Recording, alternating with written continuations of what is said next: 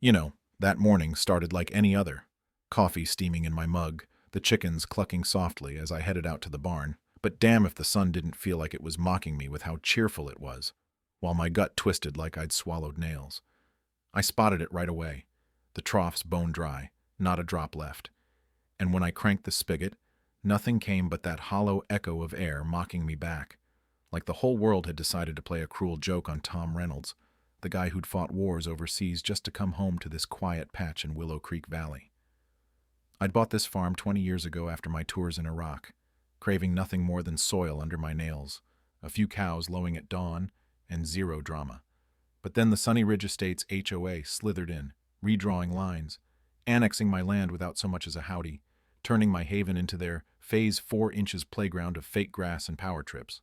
It hit hard, that lock on the water valve, shiny, new, stamped with their logo like a badge of conquest, and I just stood there, fingers tracing the cold metal, thinking, this isn't about water.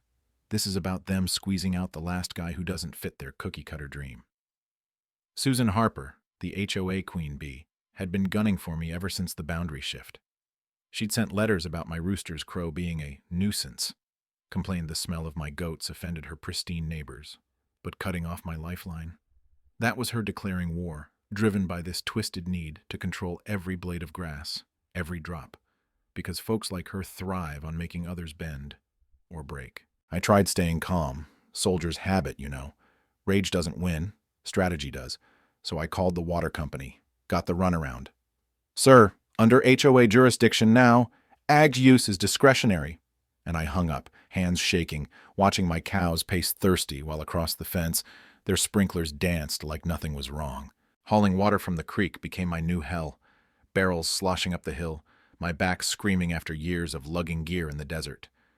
But it was Betsy, my old doe goat, lying there listless, eyes dull, that cracked something deep in me. She'd been with me through the rough nights post-deployment, a fuzzy reminder of life going on. And now she was fading because Susan and her board saw my farm as an eyesore blocking their community vision.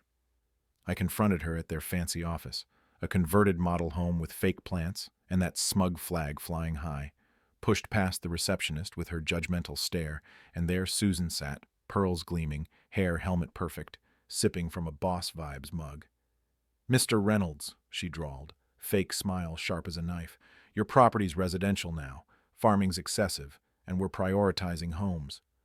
I leaned in, voice low.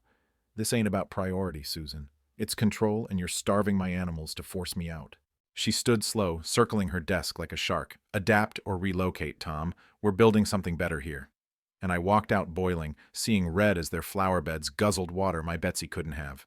That night, digging through old boxes in the garage, my EPA certs from before enlisting, manuals on water regs I'd helped draft, I felt that old fire stir, the one that got me through patrols and politics. Susan thought I was just some grizzled vet with dirt on his boots, but I'd stared down tyrants in sandstorms, and this was no different.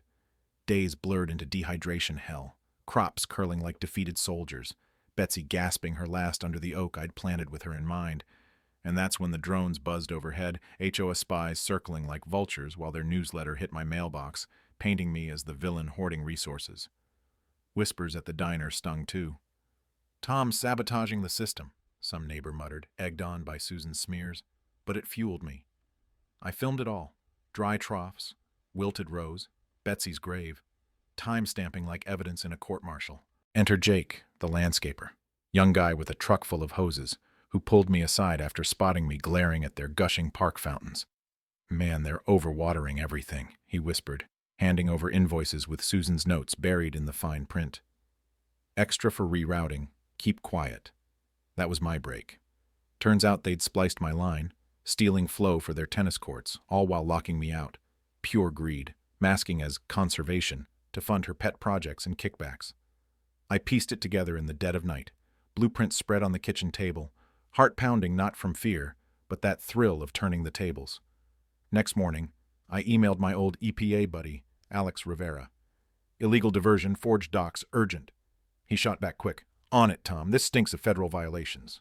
The town hall was my ambush. Room packed with shiny SUVs outside, folks fanning themselves with HOA propaganda inside, And when they opened the floor, I stood, voice steady but edged. For a week, Sunny Ridge cut my water, killed my goat, rerouted my line to your damn dog park. Here's the proof.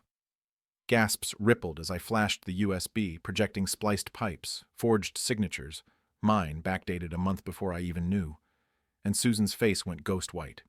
"This is inflammatory," she snapped, standing, hands gripping the table like claws. "You're zoned under us now, Tom. Adapt." But a woman in the front row jumped up. "You faked his signature. What if it's our homes next?" The room erupted, murmurs turning to shouts. "We trusted you." And Susan stammered, "We're within rights."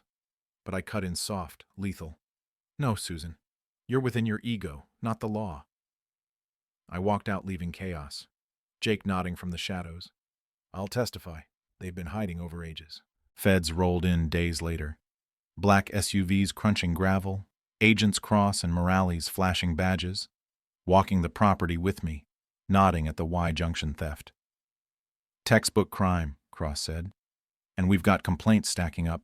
Civil rights stuff." They froze Sunny Ridge's systems that night. I twisted my valve, water gushing like a miracle, goats scrambling, soil drinking deep. And across the way, their lawns browned while mine breathed again. Susan unraveled fast. Resignation letters rejected. Then her yelling in the hardware store. "I paid for that under maintenance, you idiot." But audits exposed it all. Kickbacks, fake fees siphoned to her pocket. Residents paying for the theft. The HOA crumbled. Accounts seized. Clubhouse sealed with yellow tape. A for sale sign popping up on Susan's lawn overnight as she vanished. Lawyered up, facing charges. Neighbors trickled over after. Linda, the new interim head, with eggs and apologies. "We were blind, Tom. Susan built walls, not community." We rebuilt together, co-op formed, park renamed Betsy's Grove with herb beds, kids planted. No more drones or dictators. Media swarmed. Vet exposes HOA tyranny. And I spoke at forums, consulting now on rights. Watching Jake's channel blow up. Linda on the zoning board. Even that kid who sketched Betsy studying law. It changed me. From lone farmer to guardian, planting truth that outlasts any lock. But here's the thing that nags. Was I too ruthless, dragging everyone through the mud to get justice, or do HOAs like that deserve the hammer? Power corrupts, sure, but where's the line between fighting back and becoming the bully? Drop a comment. Ever dealt with HOA hell? Who's right here? Me, Susan, or the system? Share your story. Hit like if this hit home, and subscribe for more real talk tales.